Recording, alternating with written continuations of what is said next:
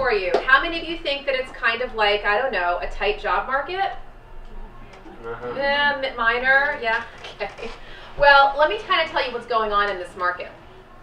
We have a saturation of candidates, right? And everybody keeps talking about that. Well, let me tell you what it's like from the perspective of the recruiter. Recruiters have been inundated, right, with resumes. They've been inundated with resumes for a number of years now, and here's what's going on, and here's why some of you might feel that your resume goes into cyberspace. Anybody? Cyberspace, right? You send it in, black hole, don't hear from anybody. Here's why. When you apply to a company that has, let's say, over 200 employees, what happens to that resume is it goes into what's called an applicant tracking system, an ATS. It's a database.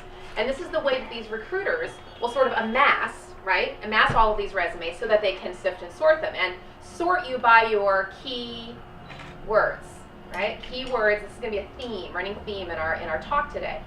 And so what happens is, you submit your resume, you've polished it up, it goes into this ATS black hole, and then this database, this ATS, will have to search for the right keywords that align with the job announcement in order for you to even get noticed. And guess what? If you have the wrong keywords, your resume doesn't even get picked up. That's often why the black hole happens. Does that make sense? Right? So keywords are going to be really critical as we're going to be talking through the presentation today. So they don't have a lot of time to screen, right? They're absolutely overwhelmed. These poor corporate recruiters are dealing with it's incredible, hundreds, thousands of resumes. Marriott Corporation, for example, they receive something like 1.2 million resumes a year. They have to narrow that down to 400,000, and then 40,000 actually get chosen. Do you see what we're talking about? Volumes of people. So there is no time to respond to every applicant. Sometimes a really good company will actually set up their applicant tracking system to automatically respond to you, at least to let you know that they received it. But even so, they're not necessarily going to get back to you. So I want you to understand sort of the process next. Okay, so let me talk to you about this whole concept of resume writing. Back in yesteryear meaning prior to maybe, I don't know, half a dozen years ago, really not that long ago, it was very traditional to have a resume that was very focused on your past-based experience. And you're thinking, well, that is what a resume is, right? My past-based experience. Well, yes and no. For you to be picked up by a recruiter, for a recruiter to be attracted to your resume, that resume actually has to speak very subtly about where you're going, not just where you've been. Back a long time ago, we had these very traditional resumes, and the resumes were, company, title, date, some accomplishments, and so forth and so on, right? We had maybe a summary, qualifications, or an objective. That's very passé, but a lot of people used to do that. Well, this is kind of where I'm going. Well, things have changed now. And so what I want to show you is how to brand yourself and then also how to customize your resume. Next. All right, so the first thing I want to help you to do, this is my language, okay? I'm going to help you to pick your tribe or pick your lane. Pick what? Who? Yeah, pick your tribe, pick your lane. So what I mean by that is I want to help you to zero in on the kind of job that you want to go for. Because really what we're talking about is think of yourselves as a product, right? Because you're selling yourself, aren't we all? We're selling ourselves. So let's say you're driving 65 miles down the highway and you see a billboard for a can of Coke. Well, that can of Coke has to be sort of displayed in such a way that it's going to target you or whoever they think they want to target, right? The advertising is going to shift. Here we in New York, right? It's all advertising world. It's got to shift depending upon the target audience. You then need to think, who am I targeting? So let me explain the tribe and the lane. To me, a tribe is one of two things.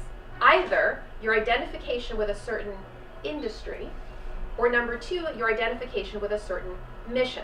All right, so how many of you here really, really strongly identify with a certain industry? Whatever it is, fashion, financial services, pick it. Anybody focus, you just know, you've got an industry. Some of you are very mission driven, right? Is there a certain mission that you have? Maybe you're out to save the environment, right? Or maybe you want to work with an international NGO because you want to work with people in foreign countries. Anybody have a mission that they're focused on? All right. Well, a lane is different. A lane is your career field, all right? Now, some of you are very lane focused. You're in marketing. You're in accounting. You're in you're in design or what have you. You know what your career field is. You may or may not actually have a tribe.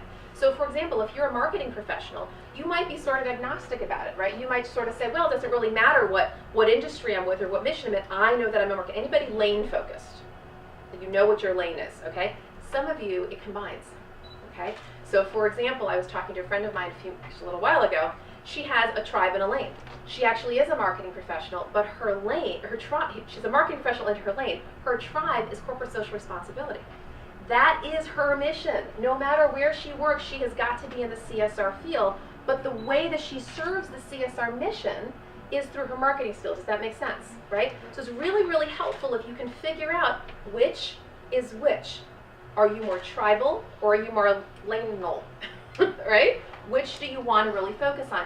That can help you when it comes to shaping the theme of your resume. And the theme actually is in your career title. Your what? Your career title. So you got your name, you got your address. Underneath that, I usually recommend a career title. I'm going to be showing you some samples in a while of what I mean by this. Your career title might be lane focused, might be tribe focused, might be both, but at least at a quick glance, it'll help the recruiter to identify you, to label your resume. Are you getting this? Okay. So, highlighting your competencies, right? So we're going to talk about this in a second, and this is, your competencies need to really fall under your brand. Okay, here's what I mean. So let's just take marketing, sort of on my mind right now. So anybody in the marketing space or communications, okay.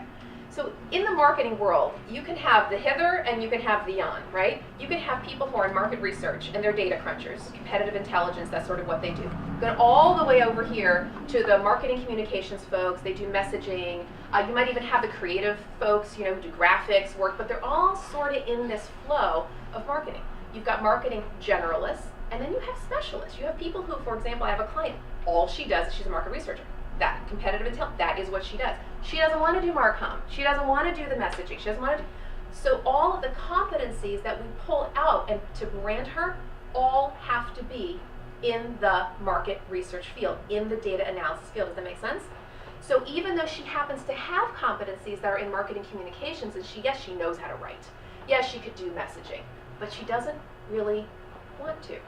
Right? She doesn't want to brand herself that way, because if you are a generalist, right, you're not nearly as attractive to someone as if you are a specialist. If you have a broken piece of plumbing in your house, do you want to call a local handyman or do you want to call a plumber?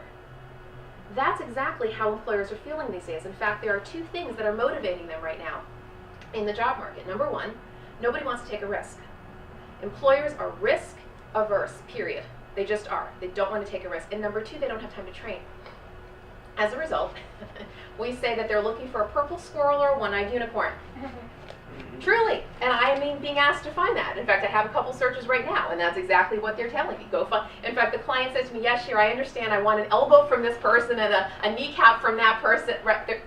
They're trying to find this person who is going to be able to make an immediate impact. That's why in your job search, if you think that you should be sort of spreading very thinly, a lot of people say this to me, oh, I really have to cast a wide net, and I should really show myself as a generalist so that I can be appealing to all.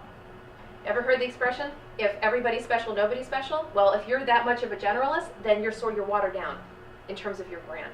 And I realize that every situation is unique, but wherever possible, focus, focus, focus. Next.